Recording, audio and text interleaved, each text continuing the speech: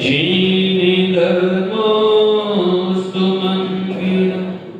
बोलो अनंत सिद्ध परमेश्वरी भगवान की 1000 श्री आदिनाथ भगवान की 1000 श्री शांतिनाथ भगवान की शशन नायक महावीर भगवान की परम पूज्य ग्रंथ सागर जी महामुनिराज की परम पूज्य आचार्य श्री विशुद्ध सागर जी मुनिराज की परम पूज्य उपदेश विष्णु सागर जी मुनिराज की 3 करुणाओं करोड़ मुनिराजों की मुनीश्री विनोद सागर जी महाराज की जय।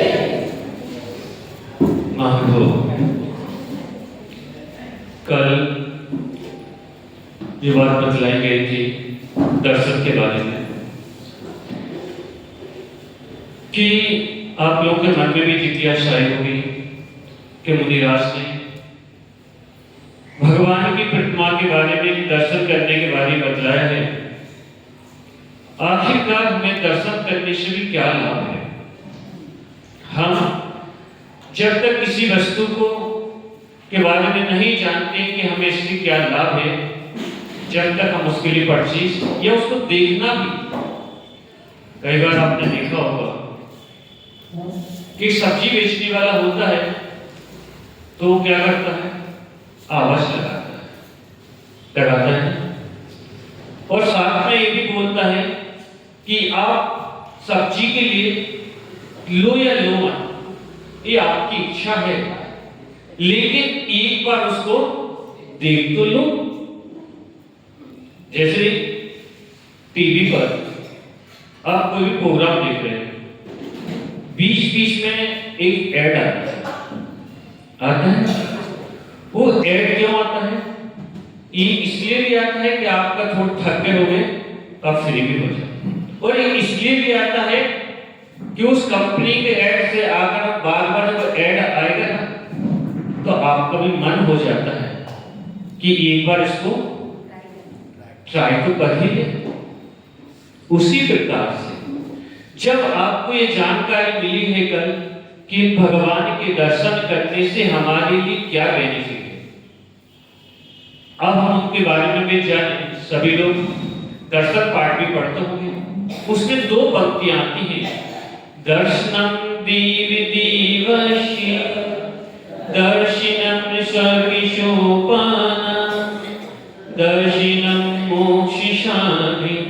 हमें दर्शन करने से, हम जब भी भगवान के दर्शन करते हैं, दर्शन करने से हमारे जो अनंत गुणे पाप होते हैं, दर्शन पाप नाश।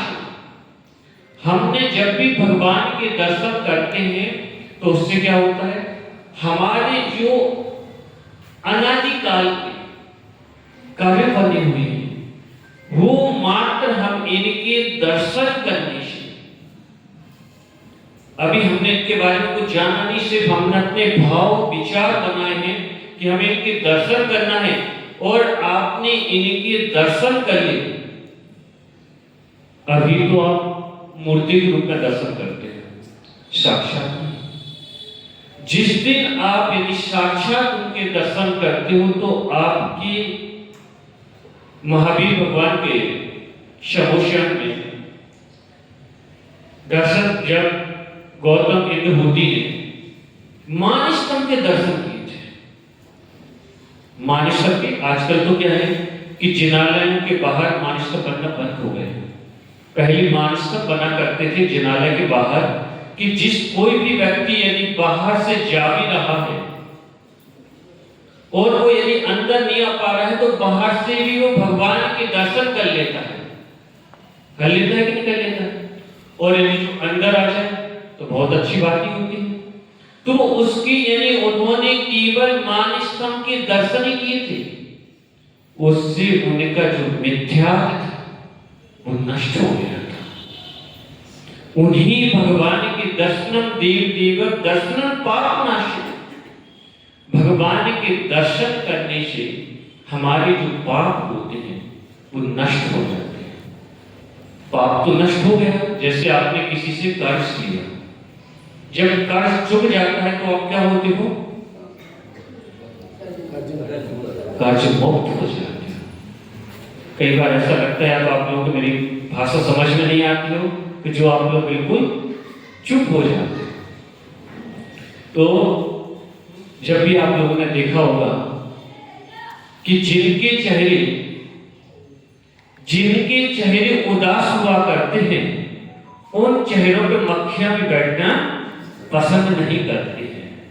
इसलिए शरीर मुस्कुराते रहिएगा। क्यों? क्योंकि जो बच्चा आपने देखा होगा रोता रहता है, वो सिर्फ एक माँ की गोदी में जाता है। कितनी माँ की गोदी में जाता है? एक माँ। और जो बच्चा शरीर खुश रहता है, वो कभी बच्चा जमीन पर नहीं लेटता है। क्योंकि एक माँ लेगी, कोई चाचा लेगा, कोई ताऊ लेगा, कोई बुआ लेगी, कोई ना कोई उसको गोदी में उठा के रखेगा। और जो बच्चा रोता रहेगा तो सिर्फ माँ के पास ही रहता है। और माँ के बाद क्या मिलता है उसको? डांट मिलती है, चाटे मिलते हैं, क्योंकि वह थक जाती है, उसको और भी कार्य करना है, यही मिलता है। और जो खुश होता है तो दाऊ के साथ में मार्केट चला जाएगा, कहीं मंदिर चला जाएगा, कि मुनियों के हार देखने चला जाएगा, तो खुश रहता है। बात चल रही थी दर्शन का फल की, कि जब आप दर्शन का फल लाभ प्राप्त करते हैं तो दर्शन सोपान, भगवान के दर्शन करने से दर्शन मोक्ष साधना।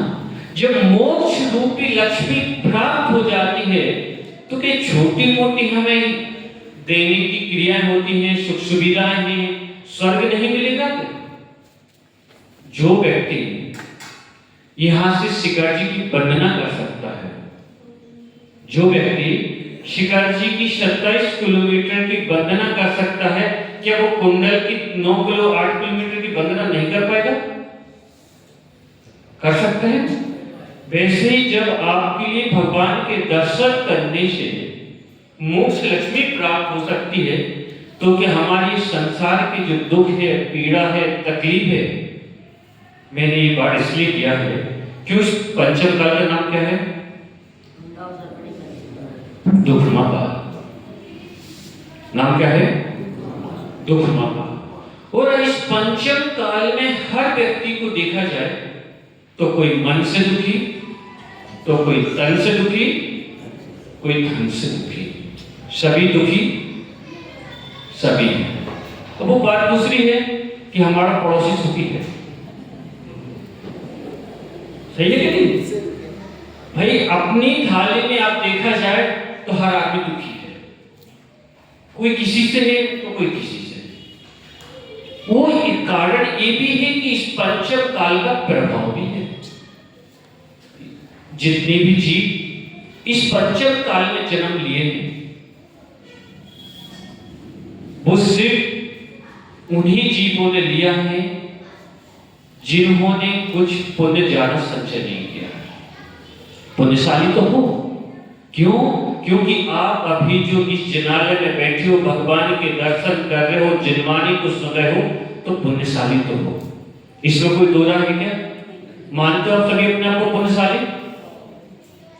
पुण्य तो है, लेकिन इतना पुण्य नहीं था कि हम साक्षात तीर्थंकर के दर्शन कर सके, उनके समोचन में विराज सके, उनकी हमें दिव्य देशना को सुन सके।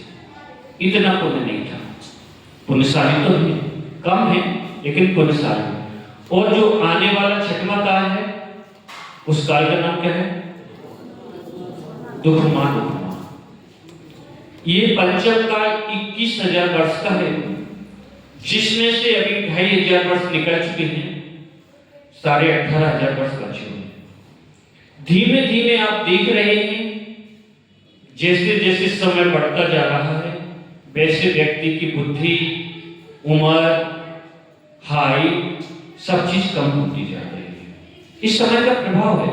और आने वाले जो छठवां काल है, उस काल में तो केवल और केवल दुख ही दुख है।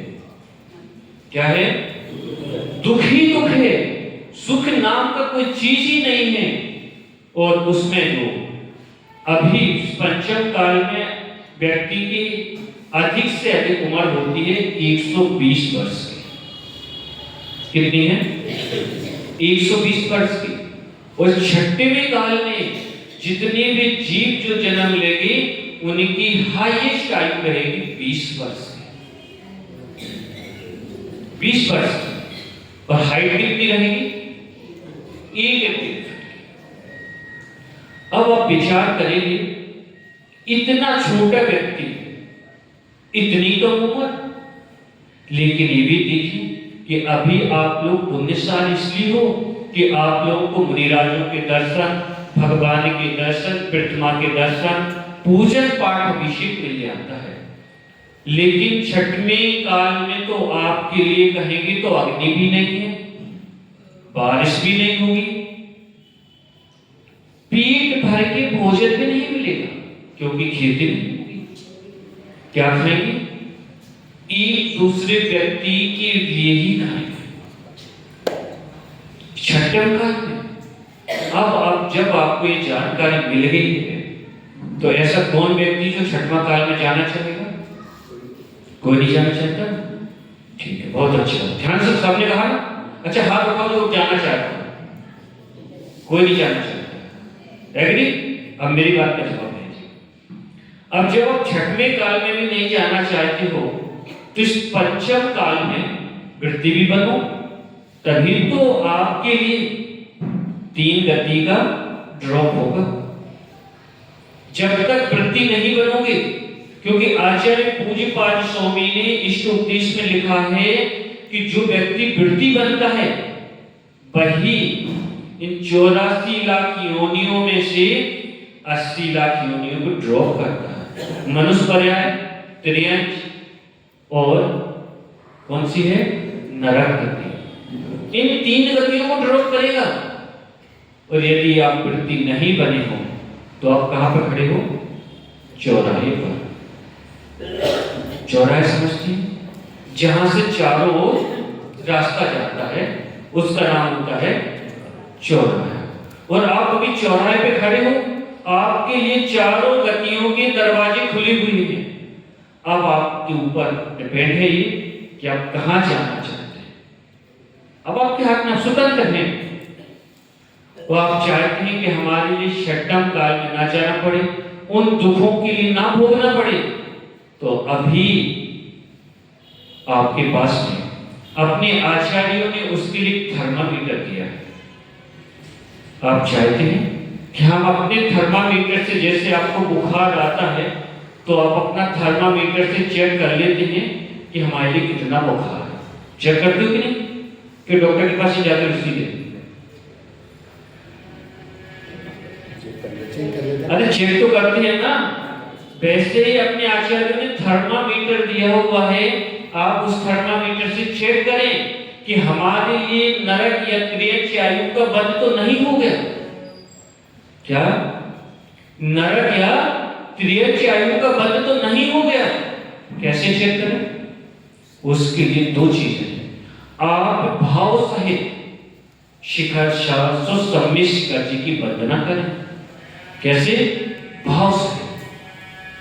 और मुनि राजों की जब तक आपका नरक या त्रियंच गति का बंध नहीं हुआ है तब तक आप मुनि राजों की अंजलि में आहार देने के आपके भाव।